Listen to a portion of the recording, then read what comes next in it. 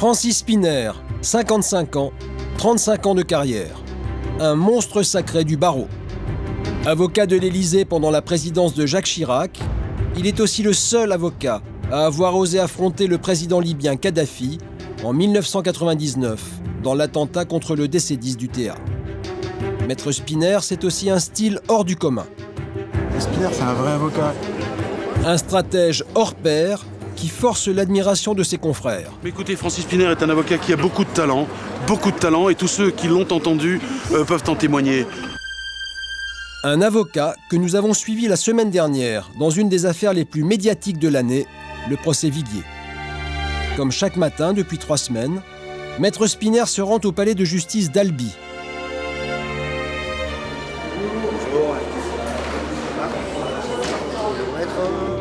Dans le box, Jacques Viguier, le professeur de droit, accusé du meurtre de sa femme Suzanne. Dans ce procès, Maître Spinner représente Carole, la sœur de la victime. Elle est convaincue que c'est Jacques Viguier qui a tué Suzanne. Qu'est-ce que vous attendez de la plaidoirie de Maître Spinner aujourd'hui ? Qu'il puisse s'appuyer sur les faits et qu'il explique comment ma sœur a été tuée et comme quoi, qu'il explique notre conviction et comme quoi c'est sûr que c'est Jacques qui a tué ma sœur. Accusé d'avoir tué sa femme, Jacques Viguier a toujours nié. Acquitté en première instance, il est rejugé aujourd'hui à la demande du parquet. Lorsque Suzanne disparaît mystérieusement du domicile conjugal le 27 février 2000, Jacques est le dernier à l'avoir vue. Nous avons toujours dit, et depuis Toulouse, que cette affaire, la vision que nous avions du dossier, en toute indépendance, c'était que ce dossier était une affaire de coups et blessures volontaires, ayant entraîné la mort sans intention de la donner. Pour Maître Spinner, plusieurs éléments accablent Viguier. Premier élément, le matelas sur lequel dormait Suzanne et que Jacques Viguier jette quelques jours après la disparition de sa femme. On ne le retrouvera jamais. Pour quelle raison ? Deuxième élément troublant, le trousseau de clés de Suzanne, que l'on retrouve à l'intérieur de la maison.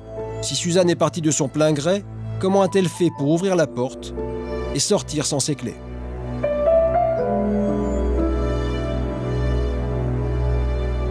Le soir, Francis Spinner se concentre dans sa chambre d'hôtel. Demain, il sera seul contre tous. Il prépare minutieusement sa plaidoirie. Alors donc ça, c'est en réalité tout le dossier qui est utile pour la plaidoirie, c'est-à-dire que chaque thème qui a une importance dans le dossier, donc par exemple là, c'est tout ce qui a trait à la question du trousseau de clés, parce que dans l'affaire Viguier, se pose la question de savoir comment, en réalité, Suzanne Viguier aurait pu partir de la maison alors que la maison est retrouvée fermée. Ça, c'est plus important parce que c'est tout ce qui a trait aux constatations sur le matelas. Et puis ensuite, c'est ce qui va, là, c'est la chemise plus importante parce que c'est ce qui structure la plaidoirie. On essaye d'expliquer aux jurés, elle n'a aucune raison de partir. Elle disparaît dans la nuit du samedi au dimanche, alors que le lundi, elle a rendez-vous avec un avocat, qu'elle veut divorcer, que le mercredi, elle a invité des amis pour une activité festive, et que dans l'organisation de sa vie telle qu'elle l'a expliquée à de nombreux témoins, elle est vivante, elle a l'intention de vivre et a l'intention de refaire sa vie. Donc elle n'a aucune raison de partir. Et donc si elle n'est pas partie volontairement, c'est qu'évidemment, elle a disparu parce qu'elle est morte et parce qu'elle a été tuée. Francis Spinner maîtrise parfaitement ses dossiers. Il a toute sa plaidoirie en tête.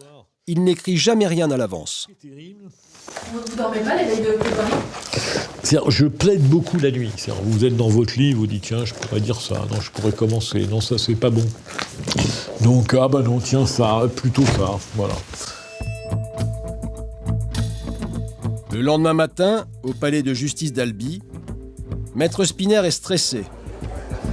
Dans quelques minutes, il va prendre la parole.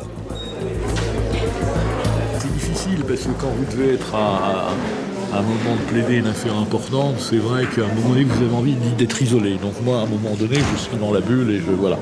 Mais je stresse, c'est l'estomac, c'est les nerfs, voilà. Vous stressez encore après toutes ces années de plaidoirie ? Ah oui, ça, je stresse. Dans la salle, tout le monde attend la plaidoirie du grand ténor. A priori, Francis Spinner va faire dans quelques minutes une excellente plaidoirie. C'est un type d'avocat très efficace parce qu'il se sent très bien, il a un bon sens de l'opportunité à l'audience. Voilà, il connaît bien son dossier. Voilà, il a une réputation réputation qui n'est plus à faire. L'audience reprend, Maître Spinner entre en scène. Pendant 1h30, il explique aux jurés que Jacques Viguier a tué sa femme, dans leur maison, au cours d'une dispute conjugale. À l'issue de sa plaidoirie, Carole, la sœur de la victime, est bouleversée. C'est exactement ce que je voulais dire. Vous avez l'impression qu'on a ressuscité la mémoire de votre sœur? Je sais pas, mais en parlant enfin de la victime. Qu'est-ce que vous attendez après cette plaidoirie? Que les jurés prennent conscience que c'est suicide la victime. Face à Maître Spinner, le défenseur de Jacques Viguier, Maître Dupond-Moretti, l'homme aux 87 acquittements. C'est la première fois que les deux grands avocats s'affrontent dans un procès d'assises.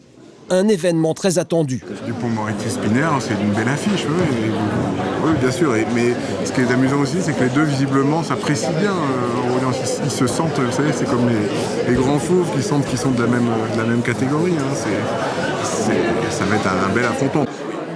Maître Dupond-Moretti va plaider l'absence de cadavres et de preuves pour tenter de faire acquitter Jacques Viguier. De retour à son hôtel, Francis Spinner s'interroge. Non, ce qui est terrible, c'est quand vous avez terminé, vous vous dites maintenant, je sais que la plaidoirie que je devrais faire. Parce que vous voyez ce que vous avez oublié, vous oubliez toujours quelque chose, et vous vous dites, ça y est, maintenant que je serai prêt, je pourrai recommencer. Donc ça, c'est le côté agaçant, parce qu'il n'y a pas de deuxième prise et il n'y a pas de deuxième chance. Vous pensez que ça va se passer comment demain? Moi, je suis pas pessimiste, mais je suis pas optimiste non plus, je veux dire. Je pense que... D'abord, Jacques Viguier a été acquitté en première instance, donc c'est vrai qu'il part avec un préjugé favorable. Puis je pense que l'absence de corps, c'est quand même dans un délibéré quelque chose qui peut revenir très fort. Donc je suis d'un optimisme très très mesuré. Le lendemain matin, retour au palais de justice. Le verdict va être rendu. 15 à 20 ans de prison ont été requis contre Jacques Viguier. Maître Spinner est tendu. Cela fait 5 heures que les jurés se sont retirés pour délibérer. Vous savez, moi je fais plus de pronostics sur la longueur des délibérés parce que j'ai tout vu. Cela dit, je pense qu'il y a souvent un signe. Quand vous rentrez, si vous voyez les jurés ne pas regarder Viguier, avoir la tête baissée, c'est en général qu'ils ont condamné. Quelques minutes plus tard, Jacques Viguier est acquitté. Il savoure sa victoire avec ses enfants, sa famille et ses amis.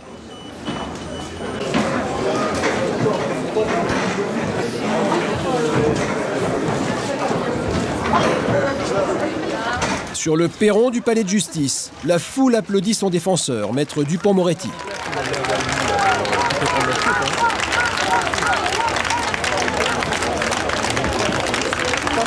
Francis Spinner est déçu. L'affaire est finie. Personne ne saura ce qui est arrivé à Suzanne Viguier. Maître Dupond-Moretti, son adversaire dans ce procès, tient à lui rendre hommage. Francis Spinner est un avocat qui a beaucoup de talent, et tous ceux qui l'ont entendu peuvent en témoigner. C'est pas un combat d'avocat, c'est pas un combat c'est pas un concours d'éloquence, la cour d'assises, c'est tout sauf ça. Quand dans un dossier il n'y a pas de preuves et qu'on est partie civile, on peut pas non plus faire des miracles, voilà. L'affaire Viguier était le 123e procès en assises de Maître Spinner, qui part déjà vers d'autres combats.